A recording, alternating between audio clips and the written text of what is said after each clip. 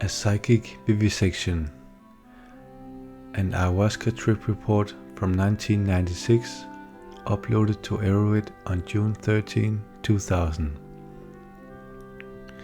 After reading and experimentally confirming an intrepid colleague's praise of Moclobemide as an effective potentiator of 2CB, I became quite intrigued by the prospect of using it as the MAOI in an ayahuasca analog. Moclobemide seems to have three distinct advantages in my mind over other possible MAOI choices. First of all, it is very easy on the body, not seeming to cause the same degree of nausea/stomach upset that is normally associated with most other MAOIs. Secondly, it is much safer in terms of potential food interactions. A quick review of the medical literature reveals that it is not considered necessary to refrain from theramine-containing foods when taking Moclobemide. I personally have eaten pizza and consumed caffeinated beverages in the afterphase of Moclobemide experiments with no ill effects. Finally, at the doses necessary to potentiate other entheogens, 75 to 150 mg, it seems to be hardly psychoactive at all in its own right, in my opinion, allowing one to experience a very clean high of the potentiated material without adding a noticeable signature of its own. This, in my mind, is an important advantage over the Hamala alkaloids, which have a very strong sedative effect of their own that is superimposed upon anything that they are taking with. So anyways, yesterday evening I decided to conduct an experiment to determine whether Moclobemide would indeed be effective in making DMT orally active.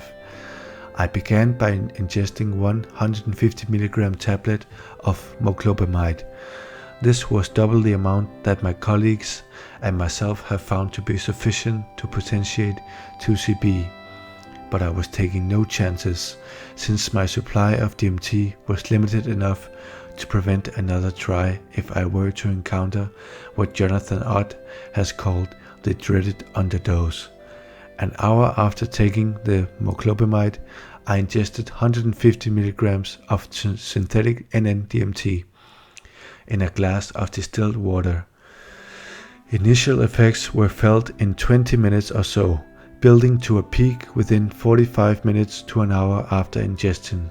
I wish that I could report a transcendentally ecstatic result from this experiment, but that was not to be the case. It was perhaps the most terrifying psychedelic experience that I can recall.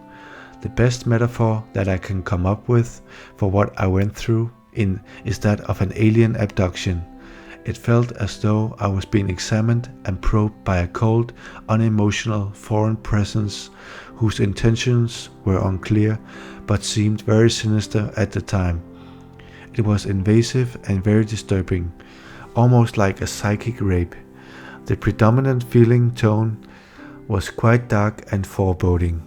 I was experiencing a slight degree of stomach upset from the DMT and vomited near the hour point.